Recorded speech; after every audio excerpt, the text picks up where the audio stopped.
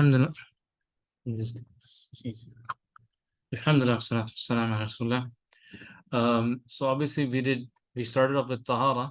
One of the first things I mentioned, مفتاح الصلاة طهور وتحريمها التكبير وتحليلها التسليم.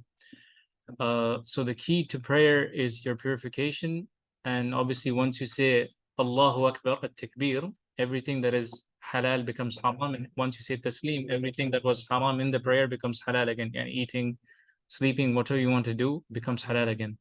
So I mentioned about miftah salah, the key to prayer is tahara. And we mentioned for you to pray, one of the first things is tahara. The second thing I mentioned was satrul awra, that is covering your private. So just to make sure everybody's on the same page, let's start with for men, what is the bare minimum that, since the slides are Hanbali, let me see how much you guys, if anybody reviewed the slide or anybody reviewed yesterday's, what's the bare minimum? Able to knees. And if somebody's Hanafi, what would you add? That's Hanbali. You would add the knees. The Hanafis include the knees.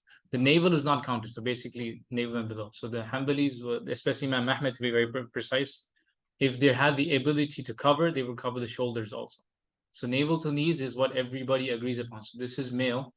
For female, what is agreed upon? Let's start with what is agreed upon, because the strictest opinions are the Hanbalis, so I will go to them at the end. What is agreed upon between the scholars for awrah for women in salah? Let's start with salah. Everything except for face and the hands, yes. The Hanaf are lenient on the feet, but the majority will all agree on like the face and the hands are not awrah. The outside of salah, so there is the Hanbali position which is outside of the salah, if they will include the face and the hands. That's why I said the Saudi, if you go to Saudi, niqab is culturally very, very common, but this goes back to a fiqh position that they believe that covering the face and the hand is part of the awrah. But there's a clear hadith that mentions everything is awrah except for the face and the hands. So yes. One question, but when you say hand, does it have a Till the bone, here, till the bone. till the wrist bone? Yes, this bone is what you call the hands. So hopefully that's clear. The other thing I think you guys had asked about was when it comes to the skin. I mentioned about if, especially let's say an animal died. So let's say sheep. Sheep is something we eat. So you can take a principle from this class. Anything that you're allowed to eat, but let's say it was mayyit and it was dead, it just died, or you didn't slaughter it the way we wanted to. In this case, if you tan it, then you're allowed to use it. Anything smaller than the size of a cat, you can tan it. Anything which you don't eat or not smaller than the size of a cat, you won't use it for tanning. Anything you don't eat or smaller than size of a cat. So hopefully that gives some light to the question you guys are asking. Remember, generally when they say cat, you go to urf, like what is the custom? You know the size of a cat. Everybody has an idea of the size of a cat. Obviously, sometimes even when I say yasir, sometimes the hadith, yu'fa al-yasir, when it talks about anything small, let's say a small amount of blood you have in your hands, it won't be considered a nullifier of wudu, because if it's something yasir, it's always overlooked. So obviously I cannot tell you, 1 liter or 2 liter. I can't give you a number, but something what is considered yasir amongst the people, something light, this is always overlooked. So blood is considered najasa. So that's why I mentioned it. So, let me clarify. Any animal smaller than a cat, you cannot use their skin for tanning. For tanning. Yes. Any animal bigger than a cat, which you eat. Which you eat, yes. You can use. Hopefully that's. So the skin of a tiger or. Do you eat it? No, we don't eat it, but people use it and they're home for. Yeah, we don't, especially the ones with those teeth. We're not supposed. The hyena is ikhtilaf among the scholars, but I don't think anyone if you eat hyenas. So no. People maybe prey on those skin because they use it as. It's not considered pure. Anything that's mayyit, you won't consider it pure. Is that clear? It's mayyit.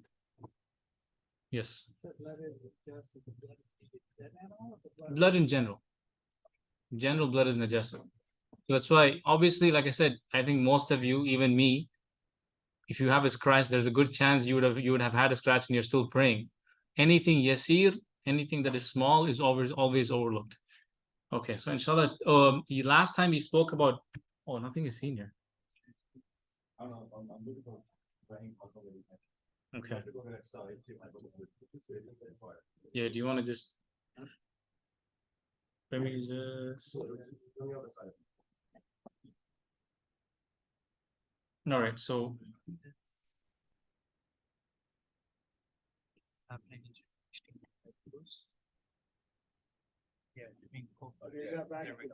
okay.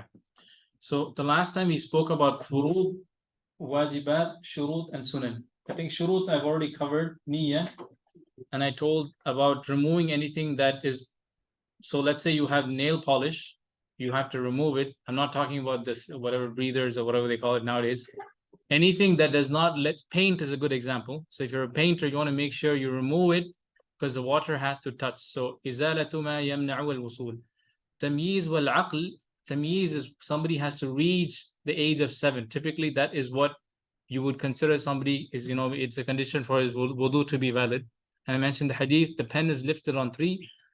As-sabi hatta yahtalim. Even for the small boy until he reaches puberty. So an obligation is when he hits puberty. So who gets the reward if a boy from 7, let's say, to 13 is puberty?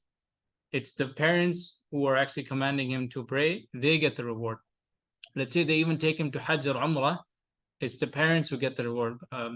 When I went for Hajj, I saw people brought their children. So mashallah. So this is one of the things. It's, it should be motivating for us. But once he hits puberty, it is an obligation. So his wudu is valid if he hits the age of 7 and he's aqil, and he is in his senses. Islam, izalatu kharij min as-sabil, removing anything that is from the exits again, anything that's not letting you reach. So all of these, before you start the wudu, you want to make sure you have these conditions. Niyyah, obviously, you need to have niyyah that you're going to do wudu. We spoke about furud and wajibat. So furud, I mentioned ghaslul wajh, washing the face.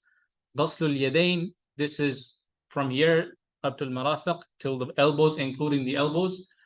Ma'sul ra's is basically for the women also. I'll mention, I think I didn't mention last time. Starting from the beginning to the end, all the other madhahib, if they wash partially, it's overlooked for them. But al-udhunan min al-ra's, the Prophet mentioned that the 2 ears are from the head. So for us, generally, the ears are included when you wipe. So you start from the beginning to the end, not the neck, come back, and then you start. The sunnah, the Hanaf and the Hanbali will renew the water, i.e. you touch water again, and you do. If you skip it, you've dropped the sunnah. Now for the female, obviously they're not going to come back, especially if they have long hair. They just do a whole roll and they stop.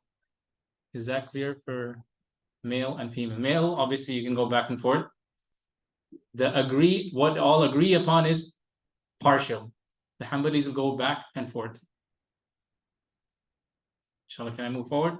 Yeah, could you clarify regarding sisters wiping over their hijab? Is it the same concept as wiping over socks? Yes, we'll come to that inshallah. If I jump, then okay. So what is the difference between wajibat and furud? I think you guys were talking about it. So we spoke about la wudu'a liman lam yuzkar ism Allah. There's no wudu for the one who does not mention the name of Allah subhanahu wa ta'ala. Majority of the scholars take the position saying Bismillah is the sunnah. The Hanbalis take the position that it is wajib. If he forgets, let's say he just starts doing wudu, then it is overlooked. Same thing, the ghasl al-kaffayn thalathan. Once you get up from your sleep, if you forget to wash your hands 3 times, it is overlooked. But the furud are not overlooked. I.e., if you forget to wash your face, you can't say, I forgot, I just move on. You go back and you wash your face, because furud you can drop, but the wajibat, if you forget, then it's overlooked. But if you, as soon as you remember to say Bismillah, this is the commentary of some of the scholars. So these two, this is the difference between furud and wajib. Yes. So let's give you an example. We went through this. Yes. Oh, you're talking about the wiping? Not start from the beginning. So let's say you start washing and you goggle your mouth, but you forgot to wash your face. You went straight to the hands. You will just start. Then you will go back to just washing your hands, and then you go to your hands after that. So you will only go to the one that you missed, and then you will continue the order. So tartib and muwala is a condition for the Hanbalis and the Shafi'is. Why do they say this? It goes back to the ayah in the Quran. وَاغْسِلُوا وُجُوهَكُمْ وَأَيْدِيَكُمْ إِلَى مَرْفَقٍ وَامْسَحُوا بِرُؤُوسِكُمْ. So wipe your heads. وَأَرْجُلَكُمْ إِلَى الْكَعْبَيْنِ. And your legs till the Ka'b, is till the ankles. So they strictly follow that based on the ayah in the Quran itself. And obviously there's some grammar rules which I beyond this class. So sticking to the sequence is one of the, again, furud. Tartib, muwala is you have to do it like one after the other, one after the other, one after the other. Is there a difference between supposed to do right first and left? Yes. So Doing left or right is okay. the sunnah is to do it right and then you can go to the left. But for some reason, if you start at the left, you have just dropped the sunnah. It's not part of the program. Yeah. So, one other question is, can you clarify the interpretation of the farad? What is the wajib? Yes. So furud. So let's say you forgot to say Bismillah. This happens all the time to everybody. The person just goes and he starts doing wudu and then he remembers, I didn't say Bismillah. It's overlooked because he didn't do it on purpose. If you remember, the scholars always comment saying, just say Bismillah at that point in time as soon as you remember. Same thing with the ghasl thalatha. Once you get up from your night sleep, then the wajib is to wash your hands 3 times. If you forget, again, this is overlooked. So the difference between wajib and furud in this case is that if you forget, this is overlooked. The furud, if you forget, there is no overlooking. You repeat or you go back to the one that you forgot. This is the major difference. Hopefully that answered your question from last week. So if you remember it, if you don't do it. If you remembered while you're while they usually tell you like if it's overlooked in general, but some of the scholars have commented, say Bismillah once you remember. Right? So I'm saying if you remember and you don't do it, then the wajib becomes like a fault. It's If you remember, and then obviously then in this case you're on purpose relieving an obligation. But the majority of the scholars don't believe it's wajib. It's the Hanbalis who take the hadith to the literal sense and they take the position that it is wajib. So if you're a Hanbali, you can stick to the rest is okay. Sunnah. Even Ibn Qudama, he's a Hanbali scholar, he took a different position from Imam Ahmed. So sorry. Yes. Some people want to join the Zoom. Oh, subhanAllah.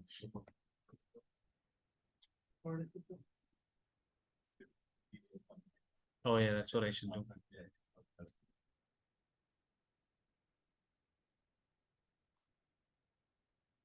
All right. So, okay. So we spoke. Now the next one is Sunan.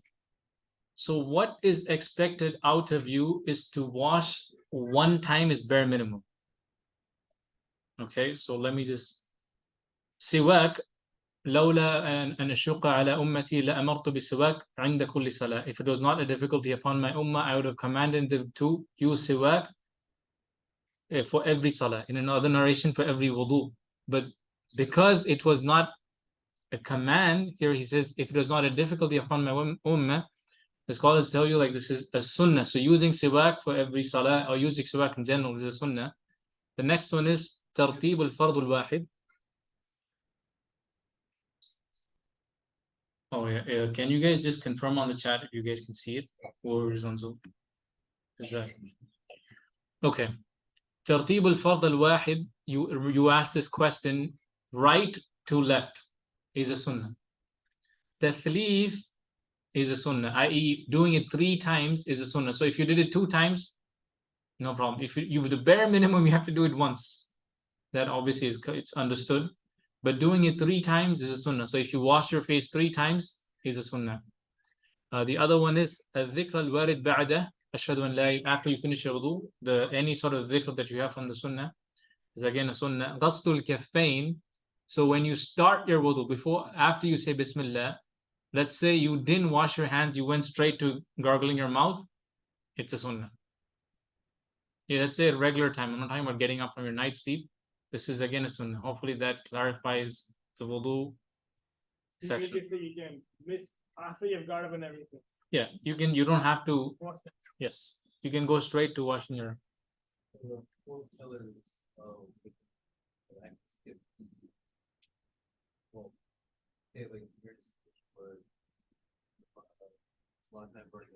Yeah. And you could do the. Madmada, so make sure you do the madmada and wastanshaq, that is gargling on the nose, the face, the hands, and then obviously the ears. You can do bare minimum of one of everything. Yeah. And then the Ankles, including the ankles. those 5 Yes, others. yes. And tartib. You obviously, I'm assuming you're going to do everything in order and Yeah. muwala. What is the fifth one? I thought it was 4. Tartib and muwala, like sequence. That's what you meant? So he said. Madmada, face, Ears. And arm, right? arms, And then wiping over the head and the ears, which is included. the feet. Feet. And make sure you do it more. Yeah, but I think the mouth and the nose is considered part of What? the face. Yes, it's considered part of the face. So you can consider that one. Oh, okay. All right, so this should be pretty straight. So next time you hear the iqamah, maybe you can do one. So hopefully that clarifies that. Is that to say that Rasulullah never did it once? There are narrations that he did only 2 times. He did only once. There are narrations, that's how they based out of it, that he did it only 2 times and stuff. So the bare minimum you have to do is once. So same thing in the salah, Subhana Rabbiyal A'la, the bare minimum is 1. The 3 is the sunnah. So you have to keep that in mind. So there are narrations that the Prophet Did fight, Yes. but not. I'm not sure of the 1 time, but 2, I remember reading it clearly that he did it 2 times. Yes. So if right to left sequence is sunnah, you do without thinking, you do left to right, it's still valid. You don't have Still to, valid. you don't have to go back and Just continue. Unless you want to waste water. But just think of this hadith, ayakulu washrabu wala tusrifu, like eat and drink and do not, be extravagant in your. So keep that. Washing more than 3 times, obviously in our day and time, we're used to a lot of water. It is disliked to wash more than 3 times. So hopefully, inshallah, it should be, I am telling myself, because we're all used to having excess amount of water. I remember when somebody gave me even this small bottle, I realized, oh, I can do this. Why am I wasting water? So that's when you realize you actually don't even need this running water. If somebody gives you this, you realize, oh, it's good enough. It's always the worry that you might left, Yes. right? So that's what really causes. Yeah. Sometimes people go into. Okay, let me not open that door for now. Inshallah. Okay. So the next slide is zalatu kharij min as-sabil hukmuhu wajib. So obviously for us this is very relevant. Izalatul kharij min as-sabil, removing what is from the exit. So hukmuhu wajib. So anything that comes from your exit, you have to cleanse it. Likulli kharij sabil mulawwath. Anything that is of a liquid form or even solid form. Shurut as-sihha al-wudu wa tayammum. So how do you, let's say you cleanse yourself? One of the ways you get out of the state of hadith is obviously wudu or tayammum. So there's 3 types of cleansing in Islam. The first one you see here, bil ahjar aw nahwuhu, with stones. This is something the Prophet himself used to do. Many people are not aware, but there are plenty of narrations the Prophet used to cleanse himself with stone in our day and time. Let's say toilet paper is an example. But you do it bare minimum 3 times. And the athar, that is the effects, are always going to be there. So let's say you have liquid, let's say you drop orange juice on your hand. Even if you wipe it 3 times, you see the effects of the orange juice, for example. That is overlooked. And whatever comes of the exit, only what is like the area. So if it falls into your thigh, you have to wash it. Anything that is beyond the normal exits, you have to wash it with water. So that is called istijmar, when you use only, let's say, stone or toilet paper. The second level is basically bilma wahda, just using water. So when you use istijmar, when you use toilet paper or any stones or anything, 3 times is bare minimum. You have to wipe 3 times. Water, obviously, there's no, as long as you've cleansed yourself, you're done. The best one, and this is something the people of Quba used to do, they used to clean themselves with stone and then they would wash with water, and this is the best way. To use both, this is the best way. So you want to do the best, you can start cleansing yourself, let's say with stone or toilet paper, and then you use water. This is the best. Yes.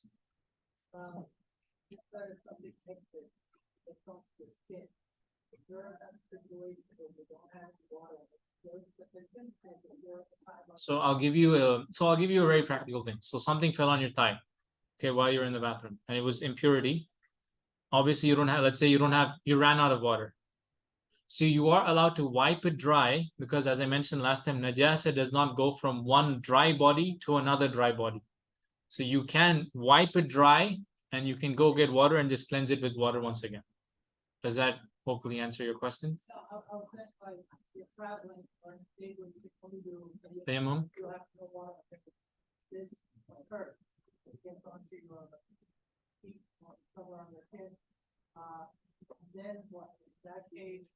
See, the whole thing of tayammum, I think people take it really lightly, and I'll give you a very what happened with me once. So I was going from this one, what we call it, one place to a city to another city. We stopped at it was a musalla. They have it on the highways in Muslim countries. When you stop, that musalla itself, water wasn't working. And one of the brothers said, let's just do tayammum. For you to go do tayammum, you should search, exhaust your resources, and you should have done everything possible. Only then you'll do tayammum. Because there's the next gas station, which is another 10-15 minutes, and you can go fetch water. So you will not do tayammum unless you have taken all the resources and you fear the time will exit, then you'll use. Then you use tayammum, where you have no access to water. But nowadays, I think it's generally you do find water, especially even here. Typically, highways, you have gas stations at least every 20-25 minutes, half an hour. Can we move on, inshallah? Yeah, inshallah. Tayammum has its chapter. Okay. كون المسح بالطاهر. Okay. So one of the things, whatever you're wiping, the wiping material has to be pure. And it has to be purified. And one of the things you're not supposed to be using, غير منهي عنه. Rawth is basically dry dung. I know it might sound bizarre in our day and time, but this is anything that you find in the books of fiqh. People were either doing it or somebody came and asked it. The next one is azam, and bones. You can use animal bones.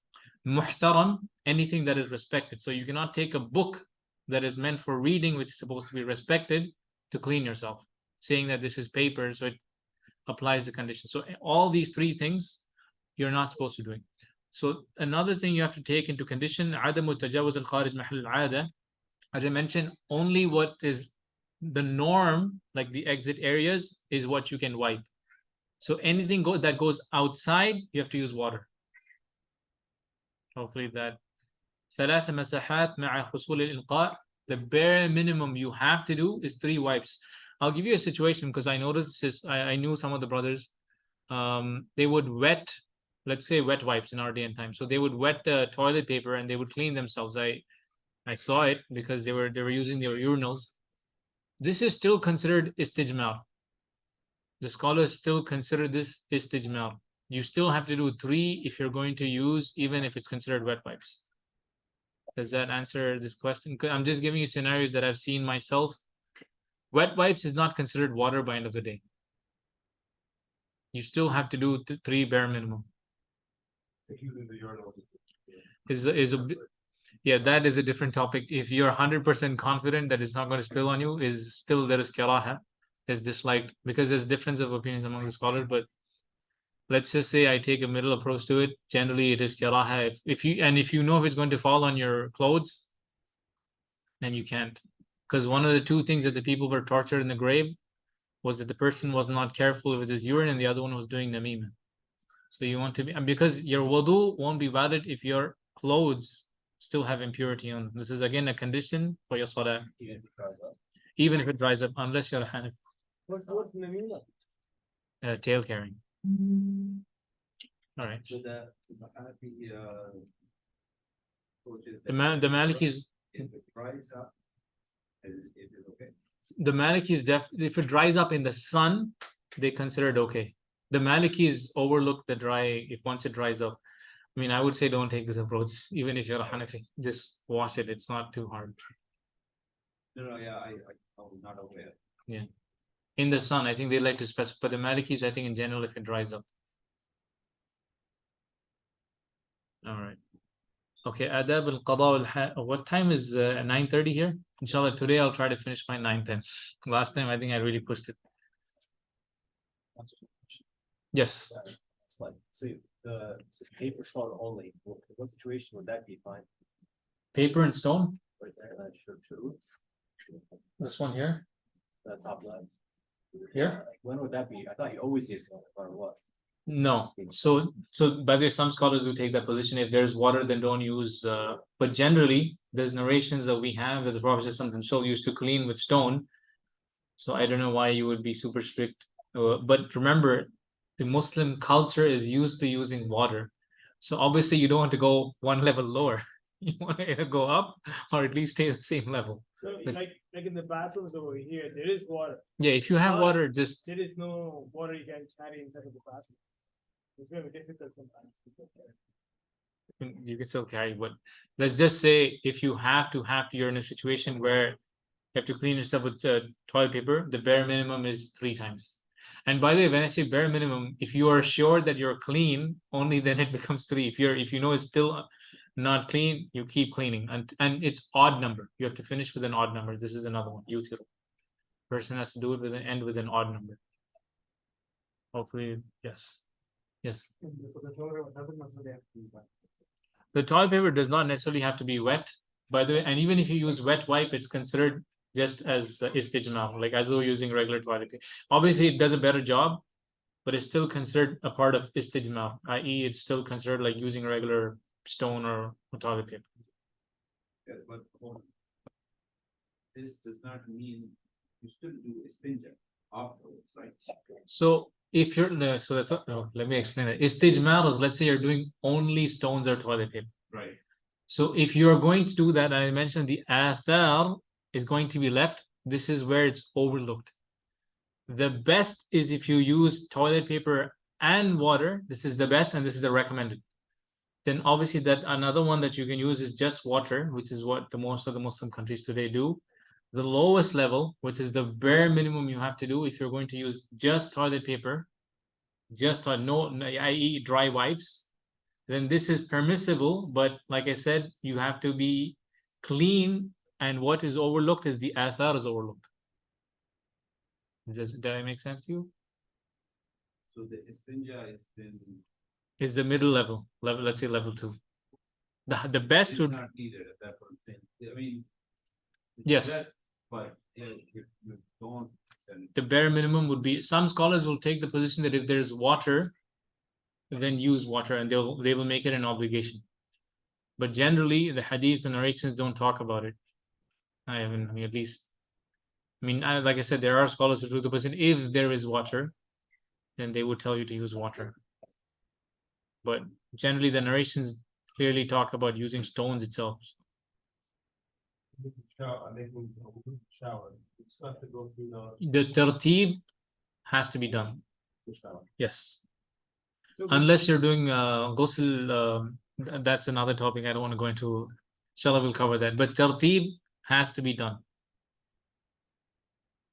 Hopefully that answers the question. so if you do not make wudu during the shower. Yeah. And you take a shower, it's not considered Ye- wudu Did you have a niyyah? if you have a niyyah. Okay, so the Hanafis and the Malikis, they're a little lenient on the tartib. That's where those are the ones who are lenient. The reason why is like I said, the Shafi'i and the Hanbalis are strict is because of the tartib in the Quran, it goes in order, and it does not even, there's some grammar in terms of bi'ru'usikum, there's harf jar, even that is placed in between. So they follow the exact order, and they put this as a fard of your wudu. The Hanafis and the Malikis are lenient on this one. By lenient, my understanding, or what was explained to me was that even if there's no tartib, while they go with the shower, the bare minimum you have to do is All the parts. to do, not all the parts, but at least let the water reach your nose and your mouth, because naturally in the shower. Yeah, so anything that's part of a'dha is like, would be, you will have to wash basically. I thought the ghusl was the higher purity of ablution. So Yes, making a wudu does not matter because you made ghusl and you're done. for major impurity. So once you make ghusl, you're done. You don't have to make wudu again. That is the opinion of the Hanabila when it comes to if you're in a state of major impurity and you did ghusl, then you don't. They take the position that you don't have to make wudu. But if you don't have any major impurity, but you made ghusl because it's a Yes. it's a big sunnah to the Well, ghusl. wait a minute, so what's the difference between ghusl and then taking a shower? That- Yeah. Yeah. Right? Yes. But Like I said, the Hanbalis are very strict on the tartib. They are the Shafi'is are very strict on the tartib because of the ayah in the Quran. But for ghusl, they make that exception because of the hadith. But that will come inshallah later on. But for now, just remember tartib as the priority. All right. Okay. Adab al-qada al-haja. Okay. Fi'l al-wajib. Okay, we covered the wajib part, as I mentioned, what all we can use, what's not. Mustahab, dhikr al-dukhul, bismillah, Allahumma inni a'udhu bika min al-khubuthi wal khaba'ith. It's another one. Again, this is mustahab. Dukhul bil yusra, entering with your left. And khuruj bil yumna, when you exit with your right. Nitr al-masah, this one, this is a Hanbali position. So basically shaking 3 times if you're done with your, let's say if you urinated, especially for the men, shaking 3 times is something, this I couldn't find any hadith. So this is strictly the doctors recommend, but I couldn't find any hadith on this part. So if you don't want to follow it, it's okay. Al-bu'ad wal-istitar, that is to go far away from the people and cleansing yourself. The Prophet ﷺ had mentioned about Allah subhanahu wa ta'ala, the ones that are cursed who basically expose their awra and actually who talk when they're actually exposed, when they release themselves. So ideally, one of the adab is to basically go far away from the people and to cover yourself, basically. The reason why there is karaha, because the malaika write everything, kiraman katibin ya'lamuna ma taf'alun, that they write everything. So when you are basically in a place of impurity, one of the narrations, I have to check if this hadith is sahih or da'if, that when you talk in the bathroom, they have to, usually the malaika don't enter the bathroom, a place of impurity. This narration I have to just check. This is one of the hadith that I found, but I'm not sure of its authenticity since I'm mentioning it. But generally, we know the malaika write everything that you utter, and this is why they tell you that you're not supposed to be talking in the bathroom. Okay, tarkul muharram. What is prohibited when you're obviously relieving yourself? Istiqbal al-qibla wa istidbaruha fi ghayri bunyan. If you're in a building, and it's fine. This again, people will comment on this, but generally, if you're in a building, it's overlooked. But if you're in an open space, do not face the qibla or do not give your back to the qibla. This is ghayr bunyan, any other than a building. That is one. The other was labth fawq al-haja, to stay there more than required, i.e. staying in the bath. People like to chill in the bathroom. I mean, I don't know, this is not something that this is.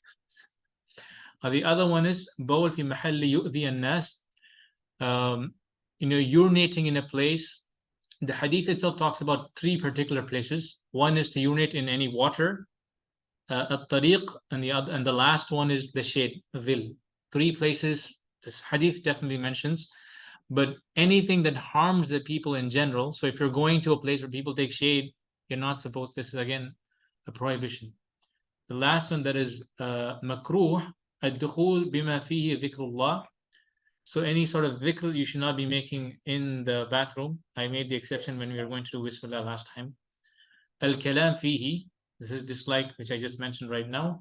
Mash al-farj bil yumna, touching your private with your right hand. Wasti'maluha fil istinja, using it to cleanse yourself. So any cleansing we do, it is disliked if you use your right. So what is recommended obviously becomes the opposite, that is to use your left whenever you clean yourself. Inshallah, can I move on? There's a clear partition between the toilet and the rest of the bathroom. This is a big topic. Me personally, They have separated. yeah. So I'll even give you what Dr. Hatim had mentioned, because I'll give you his own, because I think here in Mullah you guys at least accept him. He was telling even the bathroom nowadays, if you flush the toilet, generally it's just a room. There's no apparent, impurity in the room itself, apparent at least. So for him, it just becomes a room and he will tell you just say Bismillah and then overlook it. But let's say you're going to take a stricter approach, and obviously if there's a partition, inshallah, I think it should be fine. Covering the toilet with the seat. Yes. That make a difference.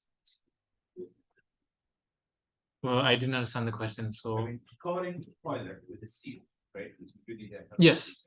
Yes, that is one of the commentaries that people have given, that cover the toilet with the seat, and then inshallah this is over it again. This is again one of the, I mean, these are all modern issues because like I said, back in the days, if you had to relieve yourself, you went far away.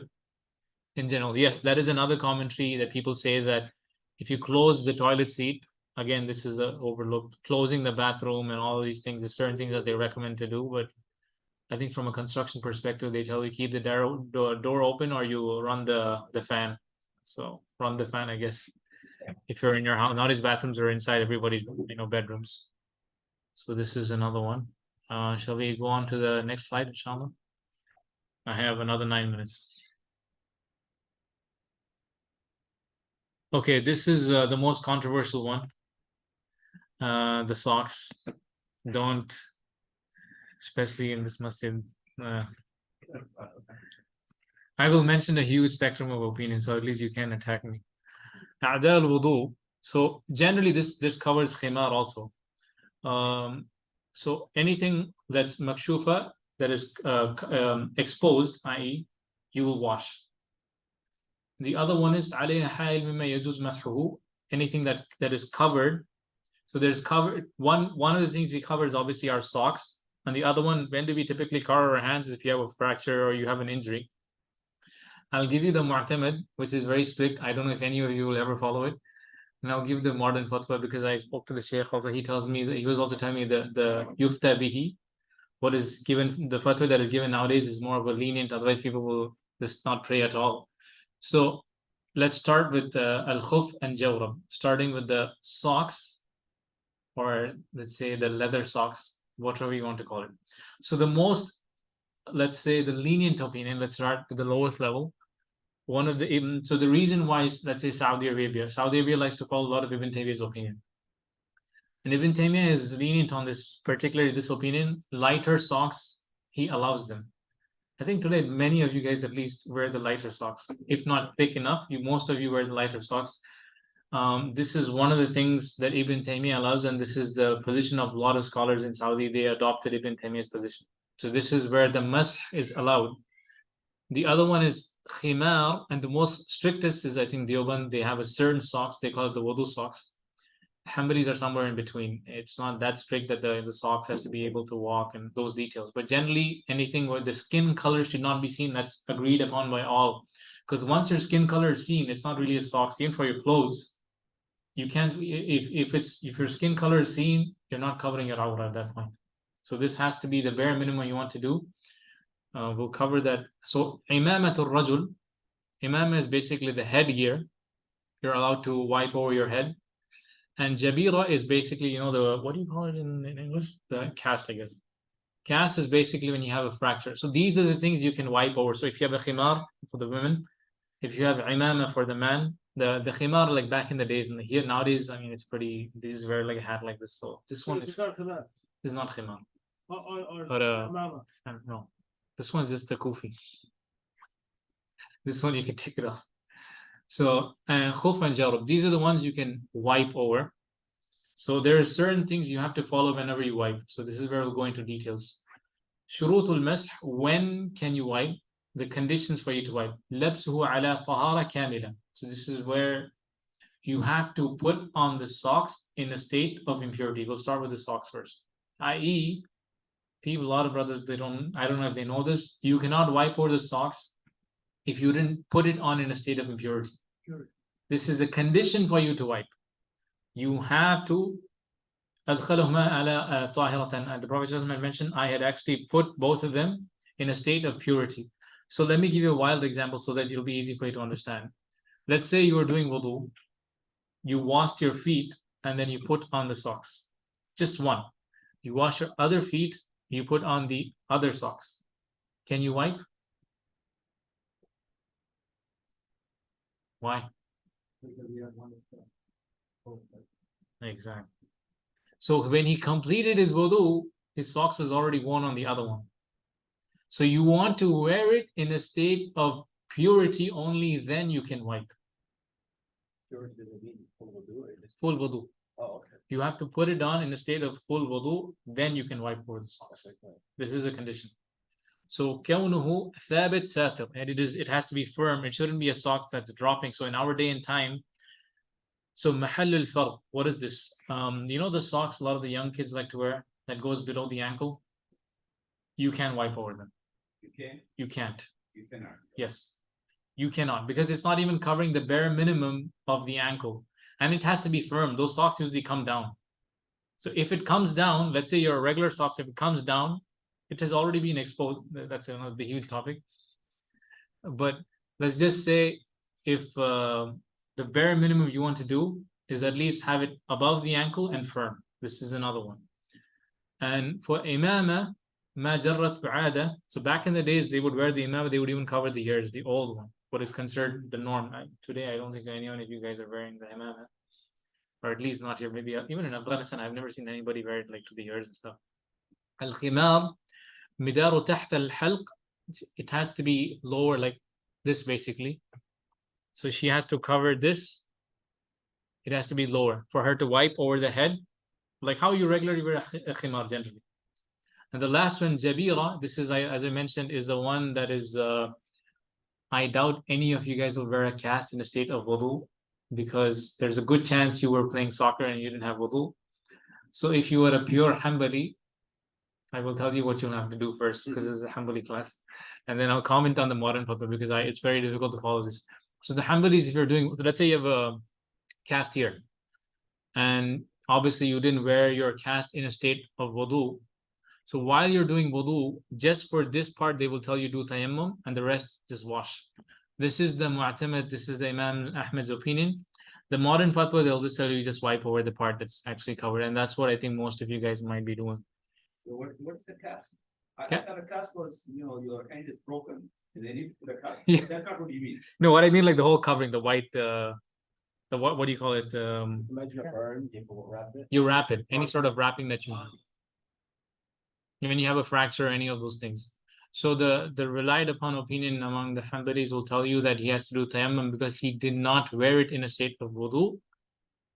But the modern fatwa will all allow you to wipe over the part that is. So this is a modern fatwa. Jabira just read that the only thing is considered is what's not removable. Yes. So if it's a bandage, then with a bad cut, but if you can remove it and not harm yourself, you must remove it. Put the Yes. band back on. It's another one. So it So must be removed. If it's removable, you must take it. yeah, if it's removable, I think most of you guys, if you're having your fracture, I don't think so you'll be removing it. But if it's just a band-aid, and if it does not cause harm, it's another condition they will tell you. Just wash, like don't wipe. Yes. So this case, you have a cast. Then can you make the rest of the wudu and just make must and the cast, you have to do the full tayammum No, not full time, just on the cast. just on the cast. So when you're washing your hands, let's say you have it on your hands, just that part, just do tayammum and then continue your wudu. But what's the difference between tayammum and wiping in this case? So tayammum, the reason why they allow you is because anytime you cannot use water, let's say on that region, that's where they allow tayammum. So wiping is when you wore something in a state of wudu, that is when wiping is allowed. So obviously you didn't wear the cast in a state of wudu. So they will not allow you, the mu'tamad will not allow you to wipe over the cast or any sort of wrapping that you have. So I'll give you an example. Last year, I got hurt pain in the middle of the day. Broke my bone and I went to the hospital. I didn't have the chance to wash myself. And the cast was on before that. Well, then I was going there. But as soon as the first temporary cast came off, I asked them if I had a moment to go to the bathroom. I was able to go to wudu. And then Put the cast on, and after that, I was able to do it, So if you have the option, again, like, they may not allow you to. So for me, I was able to, right in between the more fixed and the temporary, I was able to rush to that. Hopefully that gave you a life example. I'm sorry, I couldn't hear. Oh, I'll repeat it. Yeah. So let's say he got hurt. Uh-huh. And he obviously at that point of time when they made him wear the cast, he didn't have wudu. So he was making tayammum for that particular area. And when they removed that first cast, he had time to go to the bathroom and do wudu. And they wore it again. Then after that, he could wipe over the cast. So in this case, he's wiping over because he wore it in a state of wudu. He's just giving a situation where, So if you were to do this, right, yeah, you make wudu up to here, yes, then you go take a. tayammum just for that part. You get like, dust when you do tayammum. Yes, Then come back and continue with the water. Yes. For for the rest of the body, just for that part. Yes, they were. What do you mean? For the rest of the body? Yeah, it's just how you do wudu.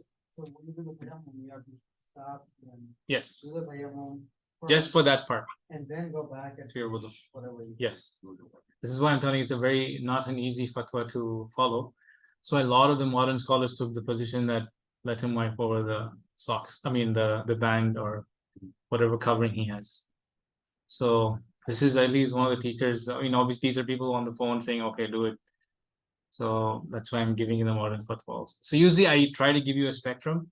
Obviously, I want to keep it academic, so I always tell you the Hanbali opinion. I'm giving you a spectrum. So when you deal with one another, deal with flexibility. Within yourself, be strict. As an individual, you want to be consistent. That's the goal when you deal with fiqh. But when you deal with the community, always be lenient. Just give him all the. When traveling, is it, you have to move your shoes regardless, or What do you mean? can you wipe over your shoe, or you have? If it's above the, it can also take the, you have to still fulfill those conditions. It has to be above the ankle. It has to be tight. Remember, a lot of shoes nowadays are not like they expose the ankles and stuff like that. So We usually have long socks, if the shoe is not. no, he's asking about wiping over the shoes. Now, socks underneath that. Yeah, so let's just say there's no socks, or even if there's socks, both conditions. Okay, so there are shoes that are super tight. So two things: thabit and sat. It has to be firm and it has to cover your bare minimum, your ankles. Most of the shoes nowadays they expose the area that you're. I mean, I'm sure there are shoes that are tight, but most of the men's shoes, at least, I haven't seen anything that's like super tight. You are allowed to wipe over your shoes, but those conditions have to be met. Then if you take off the shoes, or do it both? This is a big topic. Most of the scholars will tell you your wudu is done. Ibn Taymiyyah was the one who said, what's the difference? The Zahiri madhab, which used to be a madhab back then, they said there is no proof for you to claim. So the Maliki, they will tell you if that is the case, do wash your legs immediately if time goes. But generally, the scholars will tell you once you take off your shoes or socks, you're done. If you wiped over your shoes, you're done. If you wiped over your socks, then you're done. So what you wiped over, yeah. So even Dr. Hatem, I remember he mentioned that even he was like, there's no dalil on this, but this is the opinion of the scholars. There's no dalil that it breaks. Yes. There's no dalil on this. The reason why they take this position is because you wiped over something, and since you took it off, they're saying your wudu is not valid anymore. Fair share. Saying that so he's saying he does after in the state of Yeah, in the state of hadith, yes. If you are in a state of impurity, like minor impurity, and you took it off, so obviously if you're in a state of wudu, you took it off, you're still in a state of wudu. Okay. No, I'm saying like if you wiped over, then you're done. So let's say let's say you didn't have wudu. Okay, you wiped over, now you have wudu, but you took off the socks, then you're done. In this case, but if you maybe we'll just just give you this one opinion. Let's say you broke your wudu, okay, and you had your socks on, you were in a state of impurity, but you broke your wudu, and then you wiped over, and then you took off your socks, you're done. What's this? Okay. Yeah. Okay. Hopefully that answered the question.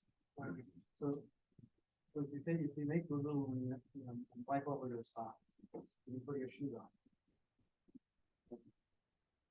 Then you can pray. Yeah. Then you take your shoes off, You still have your wudu because your socks is still socks. So depending on what you wiped over. Yes. So that's what, mashallah, you guys asked a lot of questions on this topic. I better stop. Yes. What if you have, let's say, you have the socks on, you get the wipe over it, and but then later on you see that there's a hole in the sock. So What happens? a lot of the usually scholars will take the position. Remember this mahal al-fard. Remember I was showing you this. If you see on the screen, it should always cover the thing that you wash. That means until the ka'bayn, it should be covered. I have seen some modern scholars commenting. Like I said, you always find leniency. There's almost no end to the leniency, but generally, all the madhahib itself, they will tell you it should have covered the one that you wash. So if you're, let's say the part is exposed, there's a hole, then you're not covering the part that's supposed to be covered for you to wipe over. So this, when I say khuf mahal al-fard, in this, the sock should cover the part that you wash. Like normally when you wash your feet up to the ankle, it's covered, right? So if there is a hole at the bottom, it's not covering what is supposed to be covered. So you can wipe in this case. Yes. The ones who are allowing this are mostly the Saudi ones because they take Ibn Taymiyyah's position. But there's a lot of the modern Saudis, they like Ibn Taymiyyah's position. That's why you find a lot of so they are Hanbalis, but they took a lot of Ibn Taymiyyah's position. But back in the time of there were, their story, there were 3 patches. Yes. That's why they allow this. The ones who take this position, they said the Sahaba were poor people. They didn't even have like whatever, their socks were torn, clothes were torn. So how are you making such a strict condition? So the ones who allow this will still tell you it should be something negligible, not like you have a hole and you're still wiping all your socks. The ones even allow it, it's something that has to be like yasir, like something small. Now, what is yasir is always going to be a big question. All right? Yeah. If you didn't say it, Yeah, so anytime you're not aware of something is a totally different thing. But once you see it, you know, oh wait, my socks has a hole. Then you want to take one of the commentaries you'll find generally in the books of fiqh is al-ihtiyat fi-din wajib. The precaution in the deen of Allah subhanahu wa ta'ala is wajib. So it's something you want to apply in your life. I'll end here, inshallah ta'ala. We have maybe 12 minutes. I have one, you mentioned something I wrote a lot of. That honestly, not really strict with respect to the